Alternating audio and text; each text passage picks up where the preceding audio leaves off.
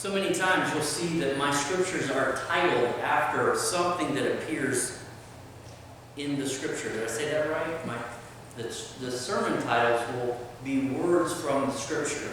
And this week, God of the Living is directly from Luke chapter 20. I kind of rethought that and thought maybe I should have gone back to the idea of the idioms that I was on before. And I thought maybe at death's doorstep, or maybe even something like the great unknown, right? There's that term, the great unknown. Something to describe the afterlife, because that's what Jesus is addressing in this piece of scripture. Now, you might hear the scripture and say there's not a whole lot there. Jesus is really answering a simple question that the Sadducees gave to him. And yes and no. There's not a lot there, but what is there is pretty big. It's pretty substantial. The Sadducees, not the Pharisees, the Sadducees were aristocrats. That's a good movie too, but they were aristocrats of sorts. In the priestly line, they would have represented Judaism in a sense as people of importance, and sort of geared the whole Jewish community there to merge somehow, to move into maintaining its existence by becoming a bit more Romanized, by seeing themselves in a bigger world. The Sadducees, and I've mentioned this before, and you probably already know this, what I'm going to say. What did the Sadducees not believe in? It says it through this scripture. They didn't believe in the resurrection. That's how this story is set up. Immediately says that it's the Sadducees that question Jesus. They didn't believe in the resurrection. So right away you know what this is going to be about. It's going to be about the resurrection somehow. So there's not a whole lot there, but yet there is a whole lot there. A couple weeks ago I got to visit with Stella. I was sharing this with some of our other folks in worship committee. What a great meeting it was, and I laughed so hard I cried. I heard great stories. I heard strong opinions, and ended on opinions of. And she was so gracious and kind and willing to avoid politics. But you could see that she was chomping at the bit to share what she thought about what was going on. It was a beautiful, beautiful visit. I laughed till I cried, literally. One of the things that she said that made me laugh so hard was she was talking about how old she is and when in the world is she going to go. I said, well, do you have another decade in you? Do you have another decade? And I guess she's coming up on 102 years, I think. Soon, and what is it? December. Is it December, late December? And, yeah, it's the 31st, right? I think it is. Something like that. Maybe that's Walt, I'm not sure. I have to look again. My memory's failing me. But she said no. She laughed that off. No. But she said, it must be that, I think her husband that's gone on is Granville. Yes. It's not a name that you hear often, so I wondered if I got it wrong. But Granville, she said, he must be at the gates in heaven. And he must be there with St. Peter just saying, not yet. Don't let her get here yet, Lord. Not yet. Not yet. And I love any joke that you tell me with St. Peter and the pearly gates. It's so wrong theologically. I'll just say right out of the gate, we know that this is nowhere in the Bible, right? But they're always, to me, always so funny. And I love the thought of Granville there saying, not yet, not yet.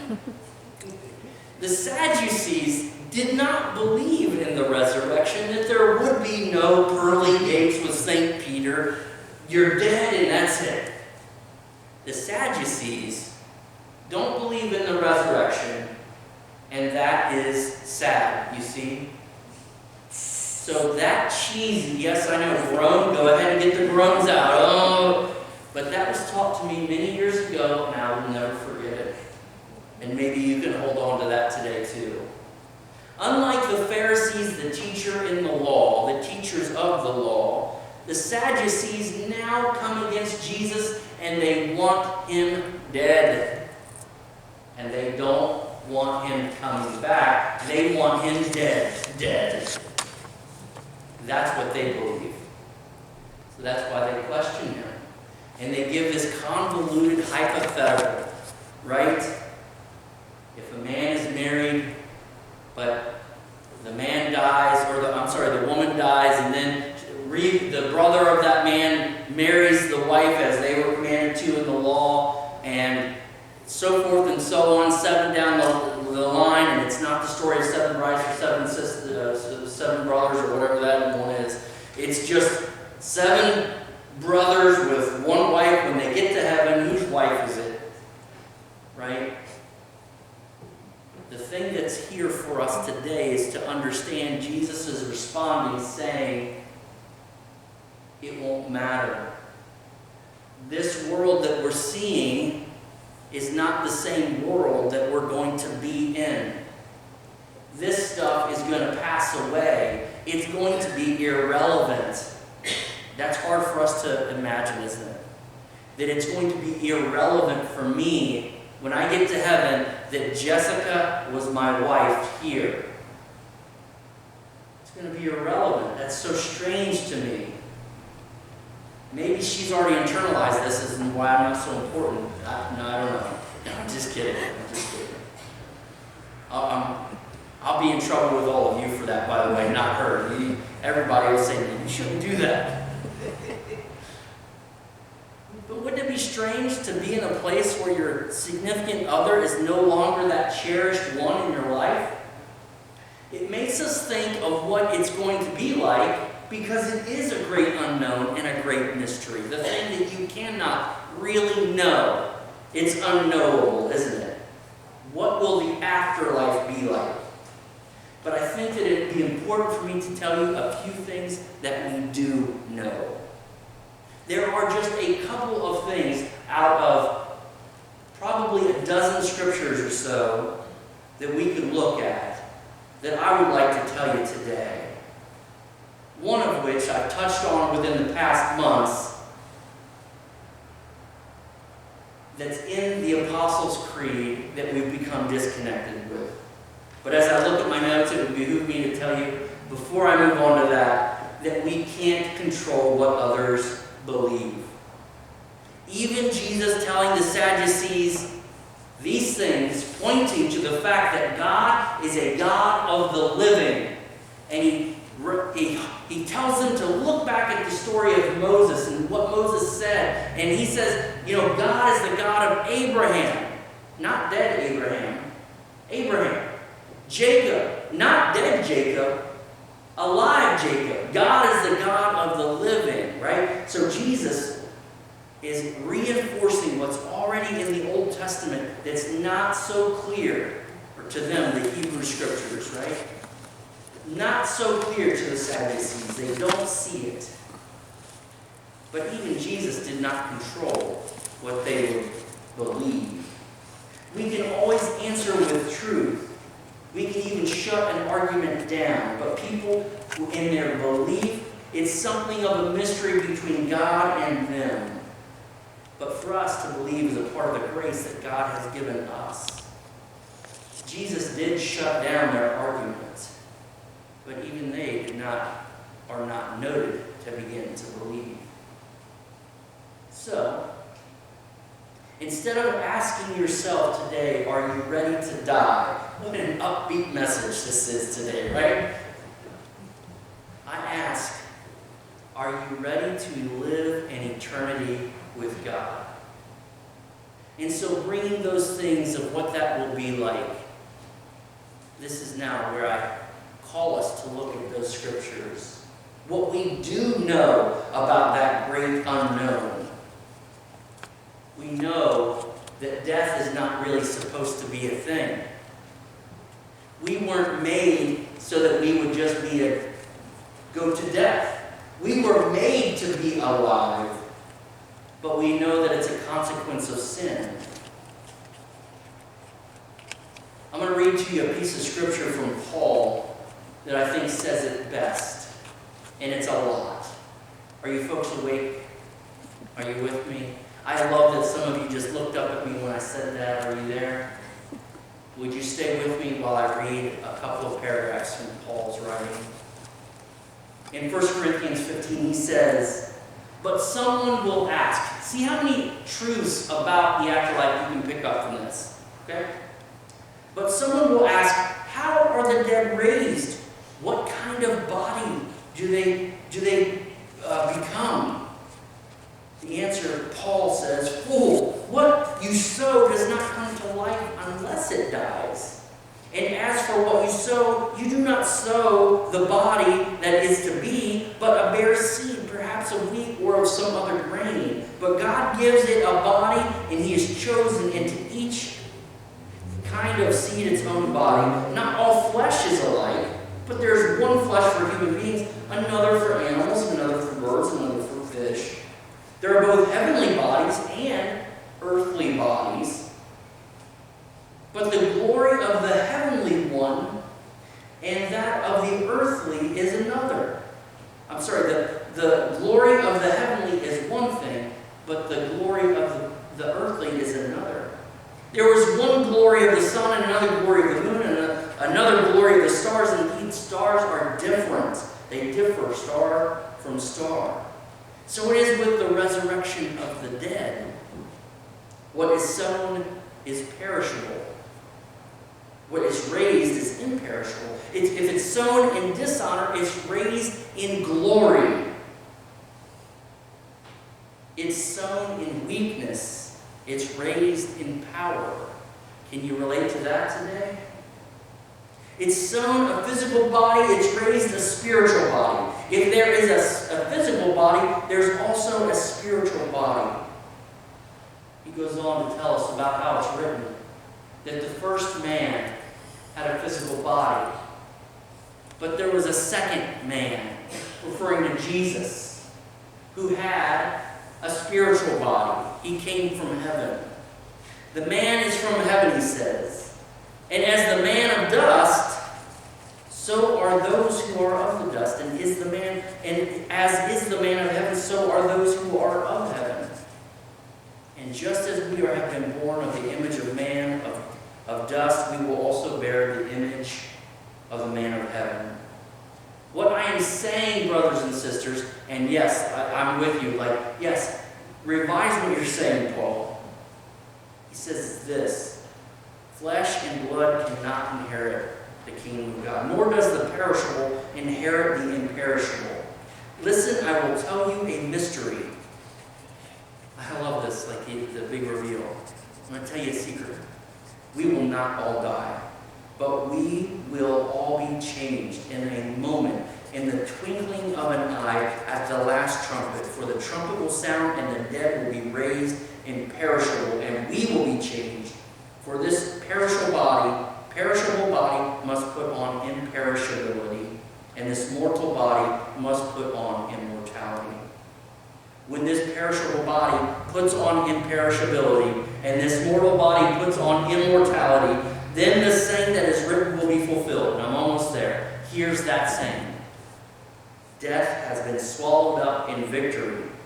Where, O death, is your victory? Where, O death, is your sting?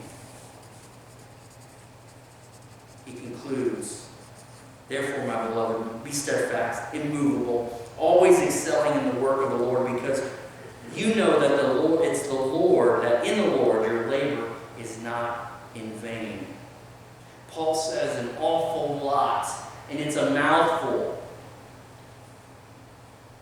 But we know this: the dead are raised to life. We have a physical body now, but we will have a spiritual body. Now, you might say, well, this is all basic. But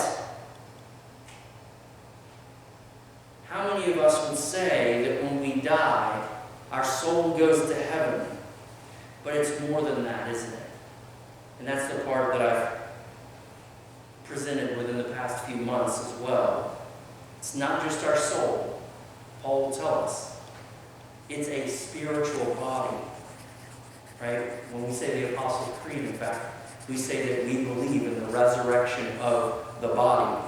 Those are the words in the list of believe. Right? We know this. Our physical body is weak. Can you relate, I said? Right? But our spiritual body is glorious. And we don't really know what that glorious body is all about. Glorious. Another scripture calls it perfect. Perfect. How many of you would like to step into perfection? Oh, yeah. I went on a 5-mile run yesterday with my son, and I was reminded of how imperfect my physical body is. It is weak, and not just in those physical ways of strength. So again, go back to that question. Are you ready for that change, for that great unknown? Are you ready to bear God's image? That for me is daunting. To bear God's full image. Based on who I am right now, I would tell you, I'm not ready. Is that a horrible confession to you? I don't know. It would be a daunting thing for me to just be in God's presence, and I would feel like Isaiah in the Old Testament. I'm a man of unclean lips, he said. I'm different. I'm not worthy in a sense, right? Am I ready? But here's the beautiful thing. God transforms us, covering our sin, removing our guilt.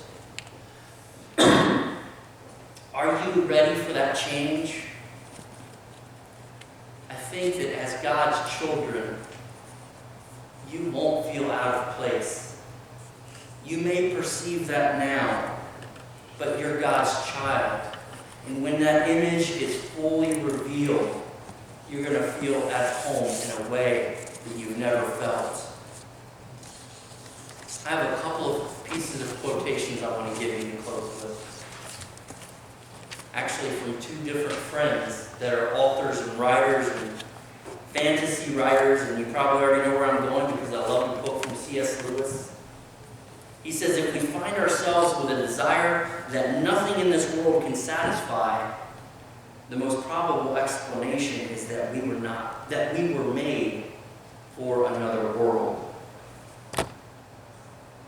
Christ, having been resurrection himself, brings us into resurrection. How many of you guys ever read science fiction? I don't get that sense that a lot of you are science fiction lovers, but I'm going to give you a little bit piece of it. I like science fiction, and I like stories from Tolkien, like The Lord of the Rings. And I know it's a little bit geeky, but that's what you get this morning. There's just a beautiful, fun line. There's so many scattered throughout Tolkien's writing. Good friend of C.S. Lewis, in fact. But Samwise Gamgee, if you know the story, this is after they've been at Mount Mordor and everything has gone wrong and they've been tested and tried, and now Sam lays on his back and started with an open mouth, and for a moment, between bewilderment and great joy, it says he could not answer. What was he going to answer? Did I get that in there? He was, I think he hears someone's voice. At last he gasped, Gandalf, I thought you were dead. But then I thought to myself, I myself was dead. Is everything sad going to come untrue? What has happened to the world? A great shadow departed, said Gandalf, and then he laughed, and the sound was like music. And he goes on with some beautiful imagery. But this character, when everything had gone wrong, and he wakes up, and everything is fundamentally different, I thought I was dead. Everything is now right. And Sam says, is everything sad going to come untrue? And I didn't plan it this way, it just happened. But it's a perfect way to end this thought. Because the Sadducees didn't believe in the resurrection. That is sad. Is everything sad going to come untrue? Sam says. And so today I'll close with this thought. What makes you sad today? Believe in the resurrection, and everything sad will come untrue when we are in the glorious presence of Jesus Christ. And that is a beautiful thought. His glory makes the sad come untrue. Hallelujah. Amen.